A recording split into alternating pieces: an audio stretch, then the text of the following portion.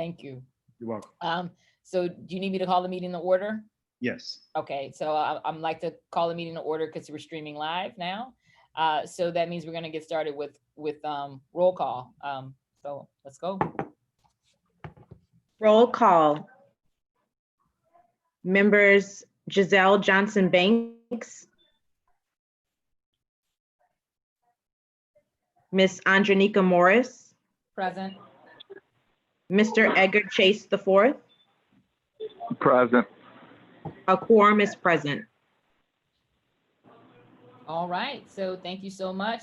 We're gonna talk, public comments. Do we have any public comments? No public comments at this time. All right, moving on. Old business. We don't have any old business at this time. So we're gonna jump right into new business. Approval of the minutes from the July 21st Programs Committee meeting. And has everybody had a chance to review those minutes? Yeah, I'm okay with them. So member Chase, can you You're make a good. motion? I'll make a motion to approve the minutes. All right, now we'll accept that motion and minutes approved. Attorney Brown Russell, is that the right protocol? Yes, yes, ma'am. Okay, thank you. It's always funny to officiate a meeting when there's only one other person. Yeah. As long as there's a motion and a second, you all are set for approval. All right, great. Thank you so much. All right, so we're gonna move right into the next item on the agenda. And that is, we've got two items on the agenda. I'm gonna turn it over to the executive director so he can take us through these two items under new business. Thank you, Ms. Morris. So the first item, item B, under new business, is review and preliminary approval of 4948 Sheffman Tour Apartments revitalization. So before I go into the details of that actual project, I just want to say that this is our first pilot application, or the first application that we're seeking preliminary approval for of the program that was created out of the CEA between the City of New Orleans and the Louisiana Housing Corporation. And also, this is big for the agency in that it's a milestone since Hurricane Katrina, as some of the board members can attest to. We've had, programs that we've tried our hands at. We've had some stimulus programs. We've had some new opportunities that we've tried to take advantage of, like new markets tax credits. We've done a number of things over 15 years. So the approval of these projects, or the underwriting and approval of these projects, marks a milestone in that it creates 40 years of revenue for Finance New Orleans. And we can use that revenue to create more programming. We had a lot of questions in our last meeting about the Community Support Fund. So the more of these types of deals we can do, the more we can feed our Community Support Fund, and we can be more responsive to community needs on the ground, not just loans and investments, but also other types of support, grants and technical assistance. So this is the start of what we expect to be a growth period for Finance New Orleans, and the growth of a new portfolio and business opportunity for the agency. So we've created a new process. We've created checks and balances for how we underwrite these deals. We have protocols for dealing with the other agencies in terms of how they approve these projects and how we coordinate our approvals. So a lot of work has gone on on the background to get these projects up to this point. So there's still some work to be done in order to get final approval. Today, we're seeking preliminary approval of these projects. We're going to talk a little bit about the procedures with our general counsel. Also, the CFO and COO, Mr. Badger and Ms. Brown, have both had a hand in underwriting these projects. So each of them will talk about their findings and our recommendations overall as a staff. So before I jump into the details of the projects, do you have any questions about process or anything that you saw last week from the documents that we shared? None? Okay. No questions. So this first project is the approval of the 4948 Chef Mentor Highway project. It's a revitalization of a building on Chef Mentor Highway, which has been vacant for some time. And the developer, Mr. Ryan Bates, he's the lead developer, is a local person that is, one of the newer developers in town. So our very first project is not so much for, one of the more experienced developers or prolific developers that we've had. It's with one of the beginning developers or emerging developers. So we're really happy about the mix of diversity of people that have come through to the program. But here it is, a developer with a fairly large size project. But when he came to us, he had a lot of things in order. He had already received some commitments from other agencies, and the project itself seemed to be fundamentally sound from a financial perspective. So we started ushering this project through the process. And what I'd like to do now is have Mr. Badger and Ms. Brown just give a few brief comments about what they saw in the underwriting process. You have documents that were provided from both departments. And before I turn that over, let me say this to you. All the documents that we've sent to you thus far are in draft form. We're still preparing what the final package is going to look like on an ongoing basis. So if there's anything you see today, anything that's missing, anything that we can do better, please let us know so we can make that package better. But the idea is that at the end of the day, you'll get some sort of ranking for these projects and a collective score from both our programs side and our financial department. So they both have different things that they're looking at, and to make sure that we're making a good investment as an agency. And then also, of course, there's some cost benefit analysis that's included in that process to make sure that we're making a good investment on behalf of the city of New Orleans as well. So at this time, let's start with Ms. Brown, because that's where the project starts. They start on the program side and then they matriculate to the finance side. So Ms. Brown, just provide a few comments on the results of your underwriting, and then we'll move to Mr. Badger. Sure. So did we want to bring in Jade now? Or is she not moving forward with her presentation? I can go now, Bianca, that's fine. And Okay. I'll be very quick. Okay, let's start there. Okay.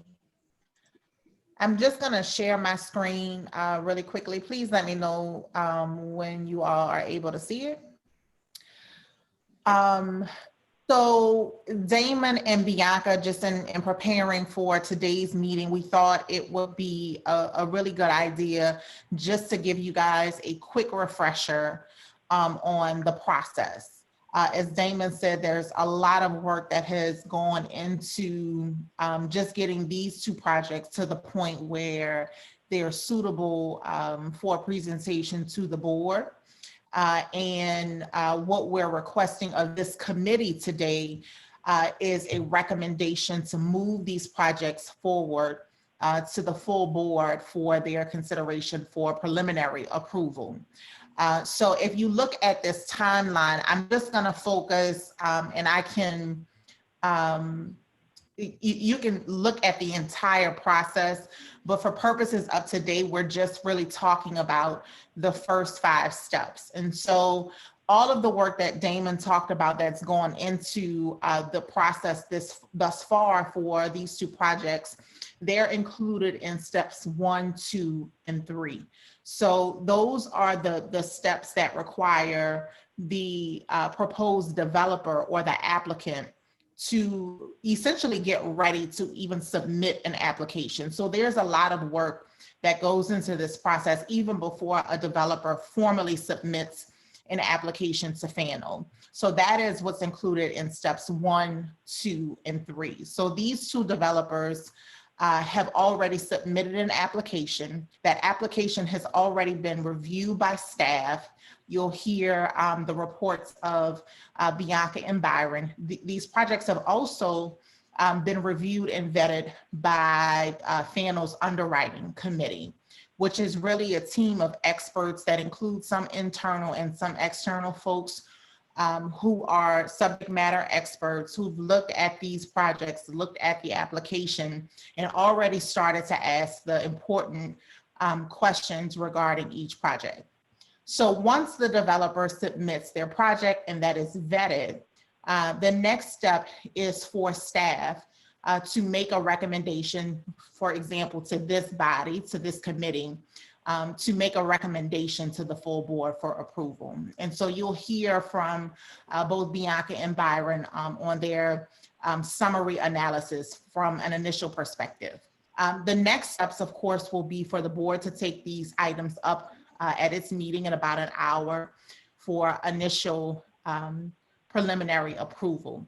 Now, what comes after that, there's a lot of work on the backside of this approval as well, should the board make that approval, including, as Damon has already pointed out, a cost-benefit analysis in some cases. In some cases, that'll be an internal analysis.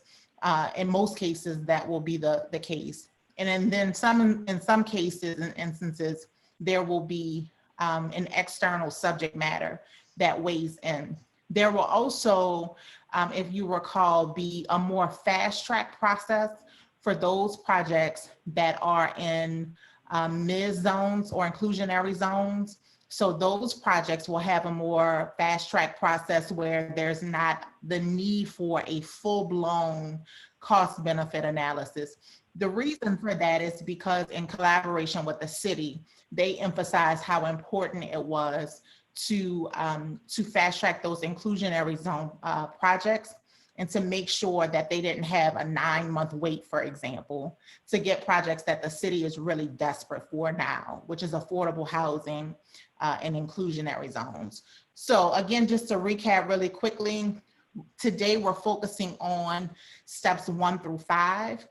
Right now, this committee is considering step 4, and all of the work that is to come, you'll see in the remaining steps. Now, one last thing, just for clarification, you see a number of steps here that reference LHC, the Louisiana Housing Corporation, and you also see some state bond commission references.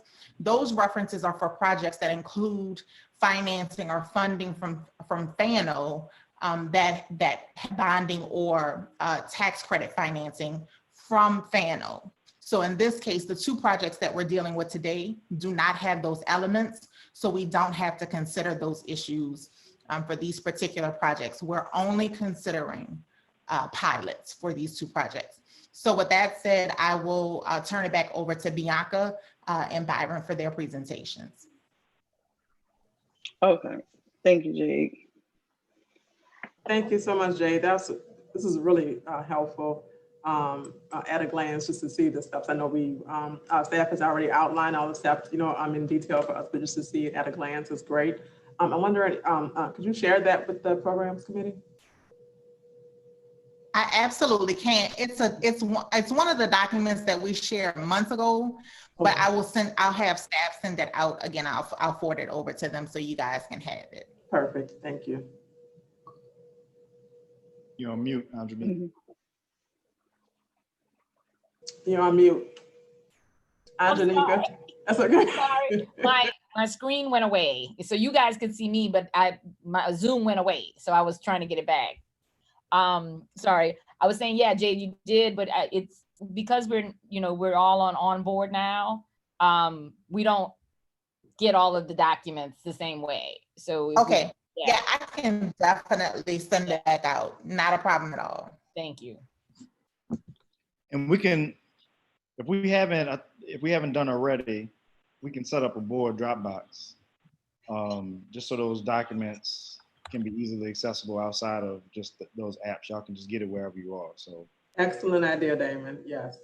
so we have internal board documents for Dropbox, so we can make sure that's available for all the board members. Thank you. Yep, absolutely. Sorry, Bianca. Okay. Oh no, you're fine. You're fine. This is all good. This is all good. This is all needed.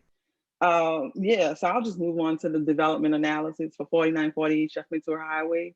So this analysis was kind of developed from the underwriting committee. As you said, this project is fully went through the underwriting committee. We vetted it out. We conducted a full review of the full development application, the pre-application along with the full application. And based on the analysis outlines and the assumptions of this, we're making full recommendation to the programs committee for preliminary approval to the board. So basically this analysis starts off with a development summary, kind of highlights the project, just talks about what the project is doing overall, the overall economic impact, touches on that to what it's offering to the city of New Orleans. And then it starts with a review of a due diligence, in which we did. It talks about the development budget. So the total development cost per the developer is $13,780,000 and per unit cost of $328,095. So that brings us to acquisition running about $950,000, hard costs running at $8,358,110, and soft costs running at $3,642,890. And keep in mind, this is more or less of just a quick analysis summary.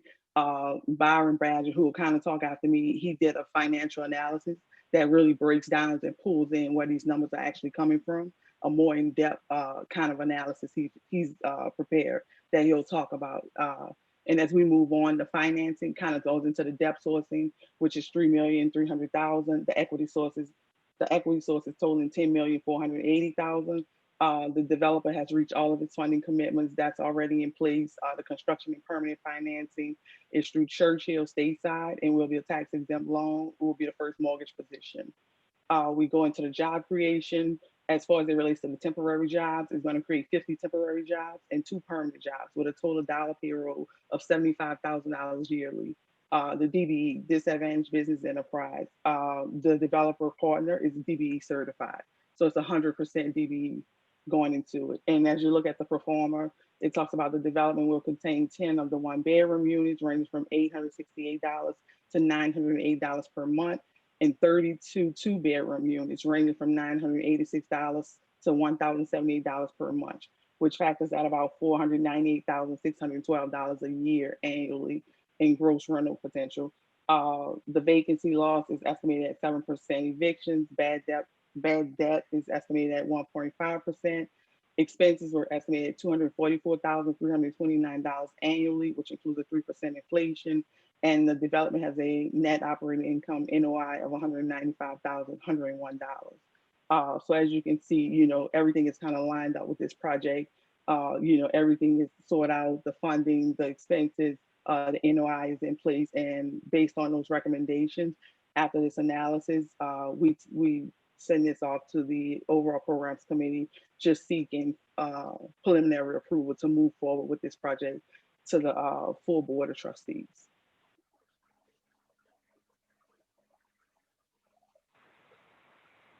So I'm going to turn it over to Byron and let him touch on the financial feasibility report that was prepared.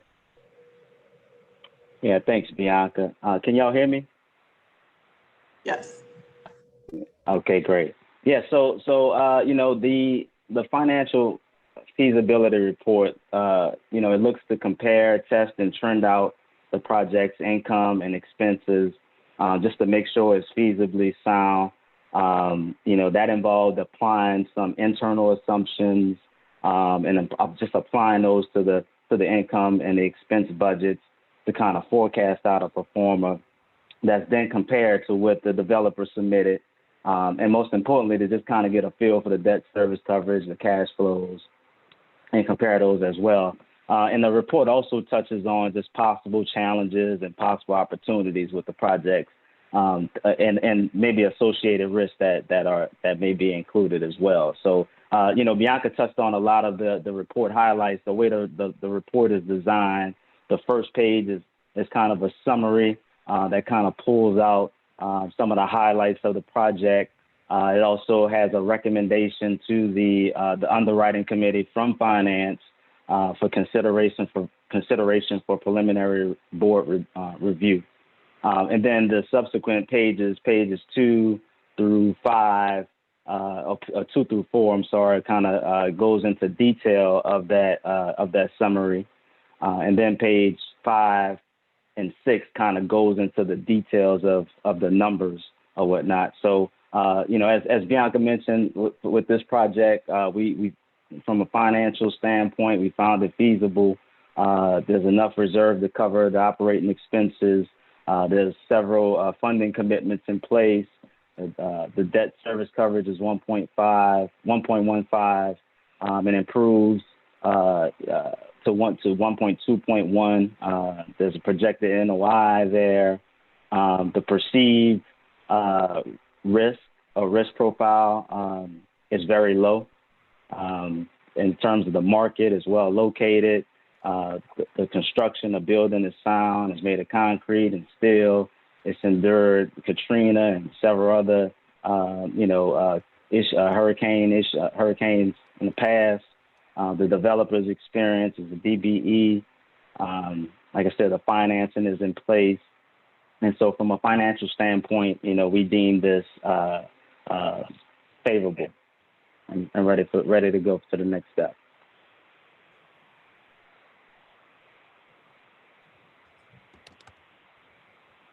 Thank you, Mr. That's all I Barrett. have.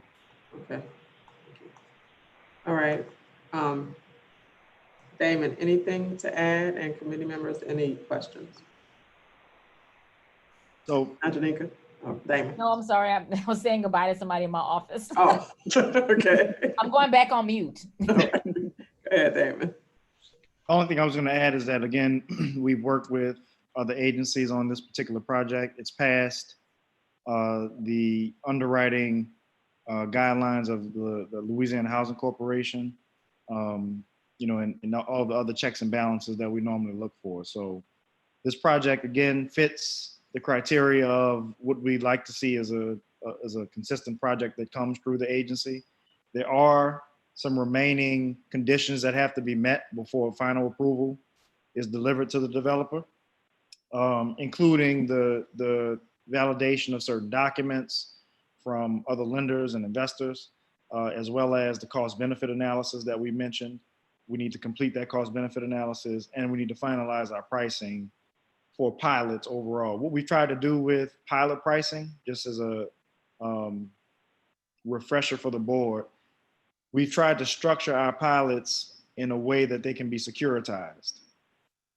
So in that way, in meaning we've set them up to look a lot like financial products or the financial products that we're accustomed to. So they can have a contract, our pilots can have a contract as long as 40 years. The revenues for that 40 years are fixed in 10 or 15-year intervals. So it's very predictable in terms of what we're going to receive over a long period of time. And we have the ability to reflect or adjust those rates upward or downward, depending on where market rates are at those 10 to 15-year intervals. So because it has this type of structure, and Mr. Badger mentioned in our Finance and Investments Committee meeting that part of the funding will stay with the city and part of the funding is going to come with Finance New Orleans. So we're working on having a legally appropriate and market appropriate structure that will allow us to build some significant public wealth over time and continue to help the community by reinvesting in more projects. So this is a really critical revenue stream for us. It represents a free and clear revenue stream. Whereas when we lend money through bond projects or bond issues, generally that has a cost to it. And we have a limited amount of spread or margin that we're able to make on those types of deals. Whereas with pilots, essentially the city has entrusted us with a percentage of its tax base. And we're managing the affordable housing component of the city's tax base. And for that management, we are able to generate a revenue stream that can be used to reinvest in other infrastructure projects. So again, this is step one, the first project of what we hope are many for the remaining of the year and many for the next 5 to 10 year cycle, so that we can build some substantial capacity over the next 10 years and really help out smaller projects and developers, as we've heard from the board and from many members of the community. And then Mr. Brown, he asked some questions in the beginning. I want to make sure we address those. This particular project, the Chef Mentor project, is a 4% tax credit deal, and the bonds are being purchased by a bank. I believe the bank is in Florida, and they're going to purchase these bonds directly. Many banks are beginning to develop direct purchase programs where they buy these bonds for affordable housing projects. They will buy them directly in much the same way that they lend money to the traditional commercial real estate project. So it is a new market that's developing. We're actually trying to do something in New Orleans with our local banks that resembles that same type of product, because many of the local developers are going to need that type of product in order to get their projects done. They're going to need Finance New Orleans to put up some sort of credit support in order to help the banks locally to actually invest in those projects. So fortunately, this particular deal, Mr. Bates was able to find some really experienced partners. And because he was able to link with experienced partners, he was able to generate a financing structure where he got direct financing from a bank that was out of this market. So that's not very common. And we're starting to see that a little bit more. But if in order for deals like this to continue consistently, Finance New Orleans is going to have to step in and provide some sort of credit support so that local banks will consistently buy deals like the one that you're seeing right now, the Chef Mentor project. And then you'll see in a moment, I know you had a question about the other project. That one is also using tax credits, but it's New Markets tax credits, so it's slightly different. But we'll talk about that one very shortly. And that's all I have. So one thing, oh, good grief. Okay, I did turn it off. Okay. I'm sorry. I turned off, I did unmute it. I still wanted to, I do want us to be mindful of looking at, something more than the fee structure. When this project, when the MIZ process was designed, and this is not that, so it doesn't account with that.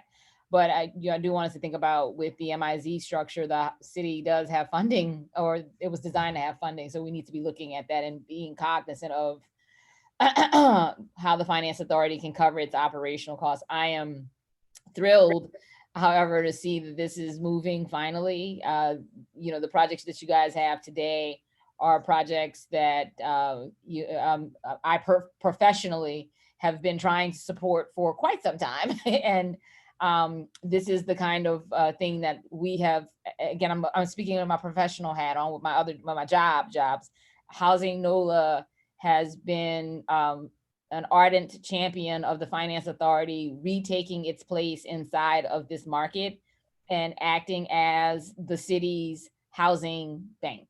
And so couldn't be more thrilled that this is finally coming to fruition. We've been fighting for the ability to do this for a very long time, far too long.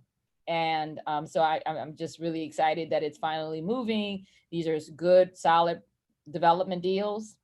And we hope to see more of the same because, and right now with COVID, we've got to have these conversations about what is the immediate and what's long-term. And this isn't going to address the immediate issues, but there is a long-term need for these units. If we could get everyone stabilized where they are, there's going to be a need for more for the units for people to transition into, and that's where projects like this come into play. And so we've got to keep our eye on the two levels of this crisis. There was a housing insecurity crisis pre-COVID, and that has just been exploded.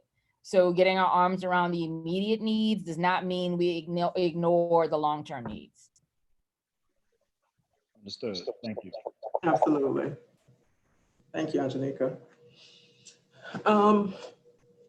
Damon, are we ready to? Yeah, that's the information we have. That's all the information we have right now. So Okay. The next step would be for the board to take action or provide preliminary approval for this project. And Chair Bain, Yes. Chair Bain, Yes. the action that is required of this committee is not an approval necessarily. It's a recommendation to move it forward to the board. Do we vote to do that, or it's consensus? Thank you for that clarification, Jade. I think we need to vote to do that. Yes. Yes. Okay. All right. So if there is no other discussion on 4948 Chef Mentor Apartments revitalization, I will entertain a motion to recommend approval of this project to the full board. So moved. Is there a second? Second. Second. Okay, all those in favor, say aye. Is this us three? Yep, okay. All right, thank you all. That project is being recommended for approval. Thank you. All right, let's move on to McDonough I'm sorry, I'm gonna say 35, that's my school. I'm sorry, I'm McDonough 19. So the next project is the McDonough 19 project, but you also may know it as the project that is being led by the Leona Tate Foundation, Leona Tate Foundation for Change. And it was an honor to have Ms. Leona Tate on one of our underwriting committee calls to explain this project. I'm sorry, I'm getting feedback. Do y'all hear that feedback? Yes, Yeah, we we are. did. Can you still hear it? Yeah, Okay. all right, it stopped. All right, there we go. So this particular project is at the site of the historic McDonough 19 It's building. back, Damon. I'm sorry, can everyone mute their phone? Okay.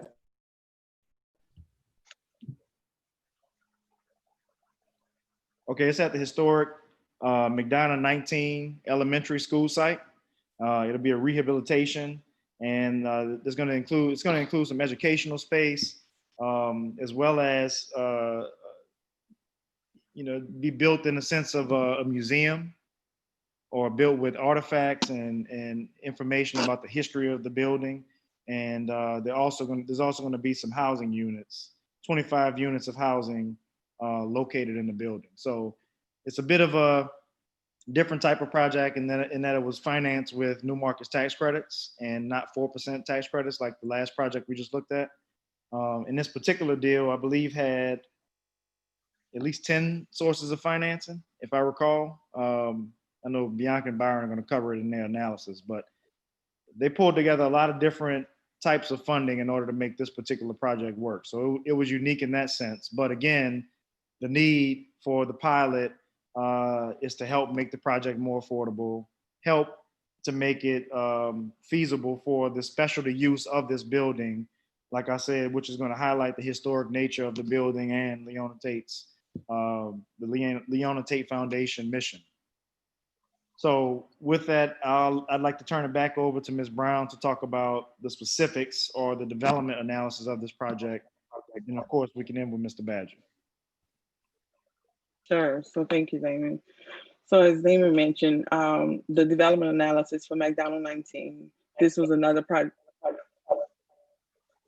that the underwriting committee conducted a full review on the entire development application, and they're comfortable with everything on the analysis and the outlines. They kind of outlined the assumptions given, and now they're making a full recommendation to the Board of Trustees Program Committee, so that we can move forward with the continuous review of the project. So as Damon mentioned, the development description, he kind of just highlighted all of that, total 25 units. As you can see, we moved through the review of due diligence, the development budget, the total development cost for the developer, $15,501,701 at a per unit cost of $620,079. That totals our acquisition, $860,000, hard costs running at about $9,345,897. That brings the soft cost totaling about $5,296,074. Financing, as you can see, the debt sources, $6 million, equity sources total about $9,501,971. The developer, like Damon said, has several funding commitments already in place. The total development is financed with New Market tax credits, federal and state historical rehabilitation tax credits, senior and bridge loans from reinvestment funds, Louisiana Housing Corporation, and City of New Orleans, along with grants from several other sources. All of those are kind of outlined in the attached feasibility report. Job creation, 20 temporary jobs and 22 permanent jobs with a total dollar payroll of $750,000. Disadvantaged DBE participation projected at 40.5%. As it comes in from the performer, the development will contain 9 studio units at $662 per month and 16 one-bedroom units at $964 a month, with factors at $231,612 in gross rental income annually. The development will contain commercial spaces rented at $6,287 per month, bringing in an additional income of $195,440 yearly. The vacancy loss is estimated at 7%. Evictions and bad debts estimated at 1.5%. Expenses were estimated $256,637 annually, which includes a 3% inflation rate. The development has a net operating income, NOI, $162,915. Recommendations after analyzing the final project and the economic development of the project, the underwriting committee recommends that this project move forward to the Board of Trustees Program Committee for preliminary approval. As you can see, we've done a due diligence. We've identified all of the funding sources. We've kind of identified that the expenses is totaling out. We looked at the overall economic impact to the city of New Orleans. Most of that checks all of the boxes and is kind of in line. And right now I'm going to pass it on to Byron so he can highlight on the financial feasibility report, which goes more in depth so you can get a better view and understand of where these actual figures are coming from. Thanks, Bianca. So I won't go into the entire report like last time, but I'll just kind of touch on the highlights. I think Bianca covered a lot of the some of the numbers in our report. So overall, strong project. You know, there's enough reserves to cover the operating expenses. As mentioned, there's several funding commitments in place. I think a total of there's maybe 3 on the debt side and roughly 6 or 7 on the equity side. The developer has extensive experience. They have a healthy balance sheet. The debt service coverage ratio is 1.33, and it remains stable throughout the life cycle. There's strong NOI throughout. In terms of the risk profile or risk factors, it's fairly low from a market standpoint, as well located. You know, from a construction standpoint, there's been similar in recent projects by the same developer that's been successful. Once again, the developer's experience has a strong track record. In terms of community opposition, there's hardly any. I think there's large support from the mayor's office, from the city council, from the housing authority, and from the school board as well. Financing is strong, and so with that, there's a favorable risk profile, and the finance department recommends preliminary approval to the underwriting committee and to the board. Okay, thank you, Mr. Badger. Thank you, Bianca. Are there any questions?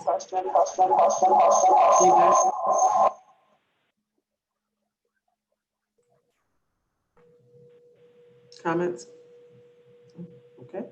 All right, hearing none, I will accept the motion for preliminary approval and recommendation to the full board for the McDonald 19 project. So moved. Okay, is there a second? Second. Thank you both. Okay, thank you. All right, project is approved.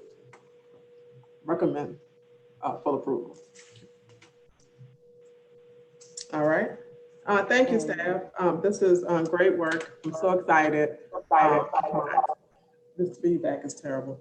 I cannot express how much happiness I have right now that these projects are moving. And these are, especially McDonald 19, well, I'll say both buildings, you know, you see these around the city. One on Chef has been sitting there for I don't know how many years. And so it's just good to know that we are putting our stamp on this. We are helping to revitalize the city in our community. That's really needed, especially with the senior housing. Like, I mean, it's just, you know, public purpose is just, I'm through the roof and to the moon with excitement for what you have done. So thank you so much. Thank you, Mrs. Johnson Banks. And I also would like to recognize the staff for their hard work, for Ms. Brown and Mr. Badger for their departments, their team, working day and night on putting these programs together, or just putting together the details. There are a lot of details, and there are more things that come about every day. Things that we knew what we would have to fill in the blanks with later on, and they're just starting to come up. So the team has been very responsive and committed all the time necessary in order to make this work. So thus far, we've had very good response from the developer community. There's a lot of work to be done even on that end, and in working with our partner agencies as well. I think we're going to be dependent upon to be very efficient and come up with solutions for these issues moving forward. So while this is a great step for us, it's also more responsibility that we're taking on. And if we do it well, then the expectations are just going to get higher and higher. So, we work on that every day. That's the idea at the staff level. So we're going to continue to stay on the ball. But if there's anything we're missing and anything that we can do to make this better, just let us know, and we're going to respond as quickly as we can. Thank you so much again. Okay, we'll move right along to the program update. If we can keep this kind of brief, I know we're running up against the board meeting time. We have about 8 minutes. Sure, no problem, Madam Chair.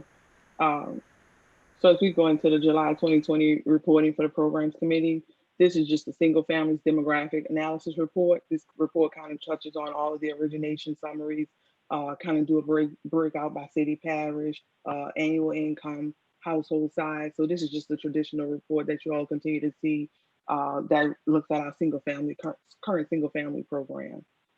Following that, we have a report from the Community Support Fund.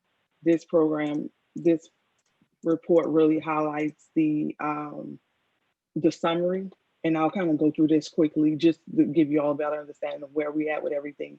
Applications requested. So this is the total number of individuals that have contacted the Finance Authority and have requested an application, 403. Applications received, we've only received 138 completed applications out of that 403 that have actually requested applications. Out of that 403 incomplete applications, we're at 99. So we have some that submitted partial applications, partial documentations. And when I mean applications denied, which is the next line item, is 166.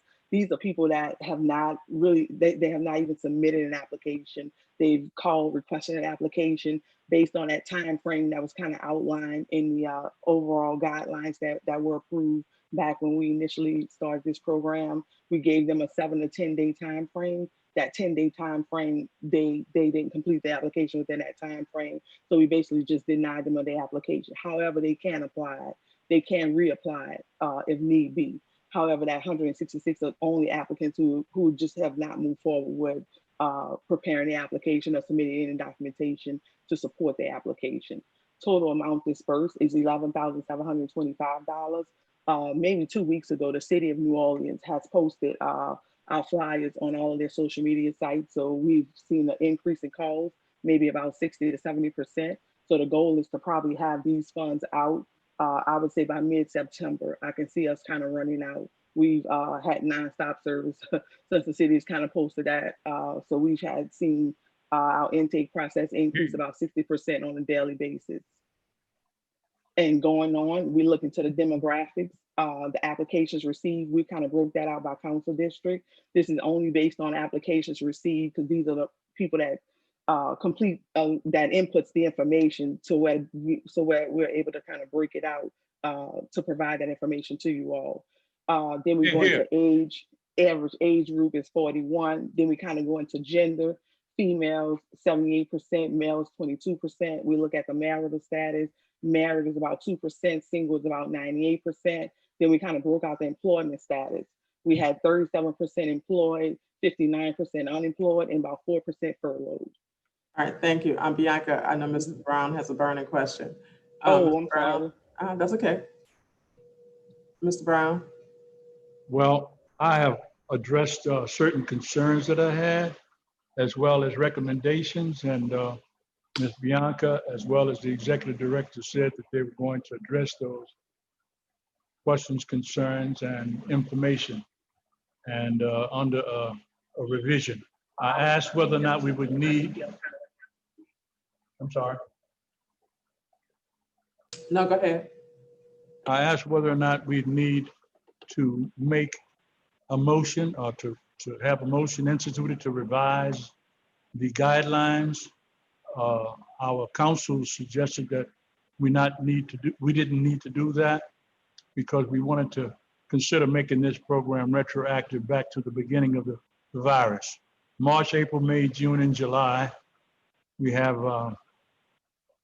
and August, to make it retroactive to those people who have not only lost their jobs, but had a reduced income during that period of time, even though they might be gainfully employed back to the original level of employment. But the executive director, as I said he's going to address the revisions, and hopefully we can improve the data and the commitment that we're making to the community with our community program. Thank you, Mr. Brown. It sounds like we have a little bit more traction now that more outreach has been done. Can you just elaborate just a little bit more on that, Bianca or Damon? Mr. Brown, please. Yeah, sure. So like you said, we've done more outreach, so we have a ton of more attraction, and we continue to monitor that because keep in mind, we only allocated 100,000. So what we don't want is people applying and funding is not available. So we're continually monitoring, processing daily. We've kind of added additional staff on it just to make sure that we're keeping up with the processing, doing follow-ups to make sure documentation is being submitted. So we are working with them 100%. The portal, the system that we use, it offers the orientation. It provides them step-by-step guidance on how to upload the files. It also has a 1-800 number that's 24-hour support. So if someone, has any type of technical problems or anything running with the system, those programs and services are always available. So, we're going to continue to monitor and make sure, because, we can hit overnight, that we can kind of run out of this funding, especially with the increase, calls and applications that are currently being submitted. Another concern then, Ms. Chairman, I did not realize, because I didn't see that in the Finance Committee meeting report, that the budget for this particular program is only $100,000, which means right now, for example, in her report, there are 166 people that I believe that Ms. Brown and the executive director are going to approach those persons to see whether or not we can increase that number. Right now, we've only done 29, and that 29 represents both the grant program of $500 and the $75 for rental income. As I mentioned to her, there's a lot of people hurting.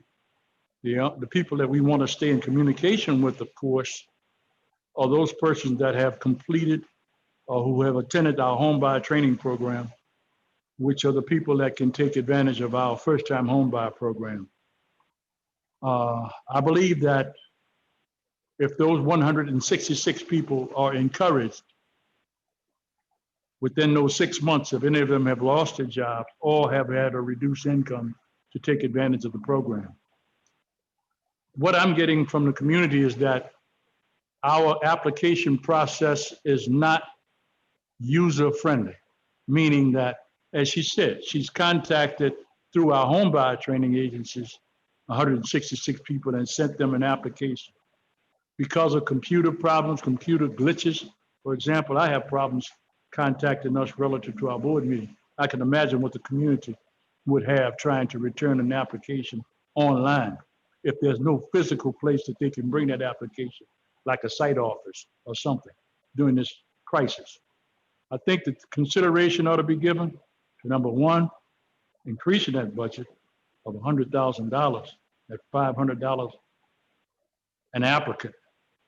Secondly, to consider a more user-friendly process in the application, because we're getting so many denials. Of the 400 people who were contacted, 199 of them were denied and only 29 accepted. for $11,000, which calculates out at about $2,000 a month during the virus. I think that there's much more of a demand out there. I believe I got that commitment to do it at our finance committee meeting from the executive director and Ms. Bianca, that we be approaching that more vigorously as we are doing such a fantastic job with the multifamily developers in our pilot program. That attention be given to this program, even though it's at a much lower level. Yes, thank you, Mr. Brown. I'll let Damon and Bianca chime in, but I do have a couple of comments. Me too. We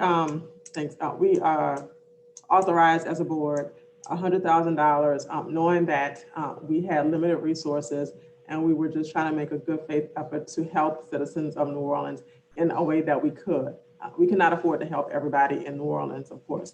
And so we are just trying to do our part and be good citizens and good partners with the citizens of our community. And so while I hear you, I'm not sure that I have the tolerance to increase that limit. And I'm not sure what the board's temperature is, but I'm going to say that we considered this in detail, and we came to a reasonable amount that we could afford.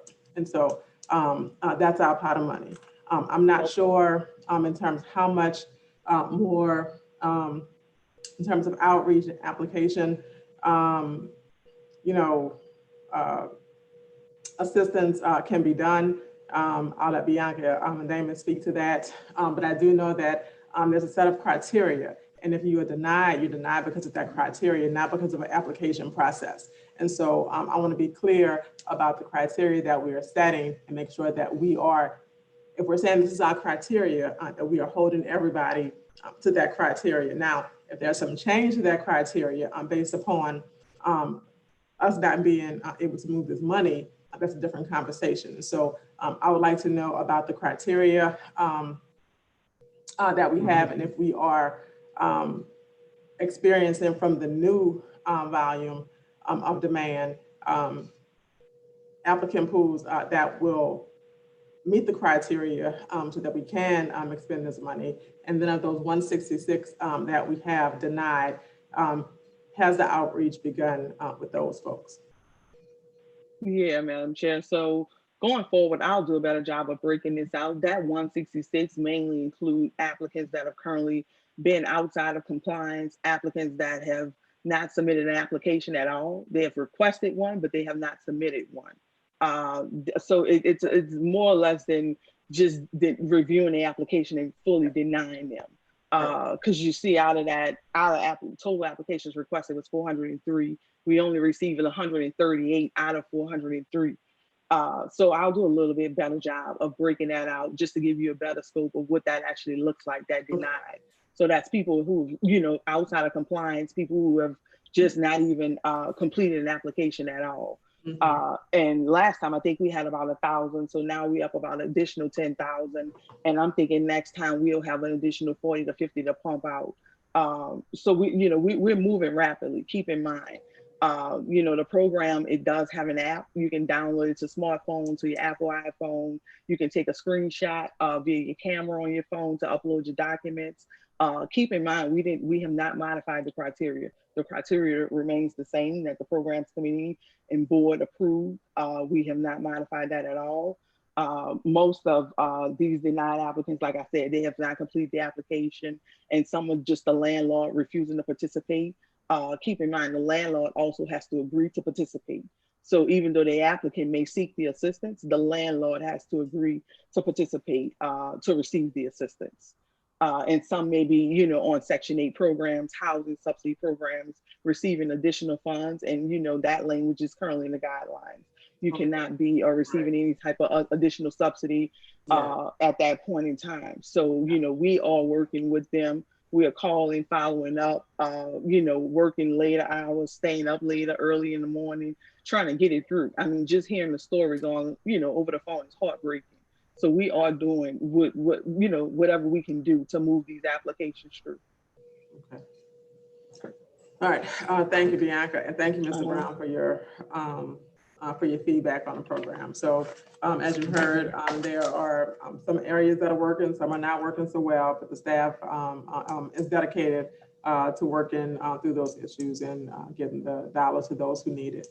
And I'll take that into consideration relative to the finance committee. Maybe we can scrub the budget on the 100,000. We wouldn't help a lot of people, but maybe we can improve that, even that we, and those, Maybe. since Yeah, and I mean, I also want to just reinforce the design of the program. It is designed to help people who have had a slight stumble, and then they need a little bit of help, and then they can also buy a house. That is a very specific market. It's a very narrow margin. And just so everybody's clear, what we need to help everybody who's just COVID impacted in the city of New Orleans is about $130 million to help everybody who's COVID impacted. The Finance Authority can't do that. That's just COVID impacted, meaning they lost their job because of COVID. That does not include the people who were housing insecure prior to COVID and have kept that same income. So your grocery store clerks and your Uber drivers and your people who did not get laid off, and your grandmas who are trying to get by on Social Security, they're not included in that number. So this is, the housing authorities, the finance authorities role, inside of this Finance New Orleans, that way I can make sure I get it right. Finance New Orleans' role is limited inside of this. And there are people who should be playing a bigger role and, providing more funding, because they've actually got a couple $100 million sitting in the bank of taxpayer revenue, and they're not using it correctly. So those folks should be ponying up. And the Finance Authority, what the staff did, and what I'm so proud of, is that they crafted a program that connects to the Finance Authority's further mission, and it makes sense. It's not going to help everybody, nor is it can we? And I say this as someone who also started a program to help people and do this, and we're raising more money to do it, and we're getting outside of our lane, and we're doing it deliberately. But that's not for everybody, and it's not something that everybody can or should be doing. that's why we were hoping to address those people that were participants in the home buyer training program, which is our audience. I think that's genius on their part. That's the way to do this, because again, this program is to help connect people who are going to become homeowners. And there are a lot of people who again, we've talked about this for years, the benefits of home ownership, that the crisis is so immediate for renters, is about it. And the homeowners have a little more runway. They're going to have a problem in a few months, but they've got more runway than renters. And when we talk about building generational wealth, we want to get more of our people into home ownership. So using this opportunity to say, let's see if we can stabilize you further. And what the Finance Authority has proposed here is truly sustainable, a sustainable investment in these families. And again, it's not that rental assistance isn't needed. It's not that it's not necessary. I don't think it's this body's role. Right. Yeah. Thank you. Discussion. Madam Vice Chair. Angelica, we need to go ahead. Damon, I'm sorry. Yes. One more thing before you move on. I know we got to start the board meeting, but I want to address Mr. Brown's concern about the amount of money in that fund. Yes. So while we don't have a substantial amount in reserve to continue investing into the community support fund, within our interaction with the community, we've identified issues and areas where we can be more supportive. And as a part of our overall fundraising strategy, there may be ways for us to increase investment in a community support fund from philanthropic organizations or even grants, government grants. So that is a possibility, and it's something that we are definitely looking into, and we're factoring into our action plan for 2021. So it's not that we can't grow that fund, we just don't have a lot of money internally to grow it. Right. But as we make more money and get more third-party resources, we can increase the activity of the community support fund. Please do. As I mentioned to you in our last meeting, our competitor, the Jefferson Finance Authority, of course, is extending its 4%. It has two programs, one a 3% down payment closing cost assistance, 4% using the Freddie Mac product. They also have utilized, and I might mention this to you, the Urban Development no, it wasn't UDEC, no, it was Department of Agriculture grant. You might want to consider them because they're getting resources from that source. And you, as you just said, would be looking into other community sources. I just wanted to mention that and to mention what our competitors are doing over there in Jefferson Parish. Understood. Thank you.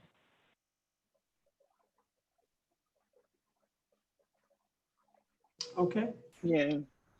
Thank you, Damon, for that. Can we, are we done with your report, Bianca? Yeah, the only thing left, Giselle, is just the developer pipeline, and that's just an updated version, and we just kind of broke it out with pre-screen projects, approved projects, and conditionally approved projects.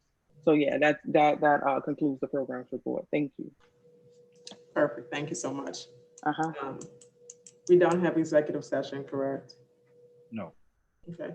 I'll entertain a motion to adjourn the meeting, programs committee meeting.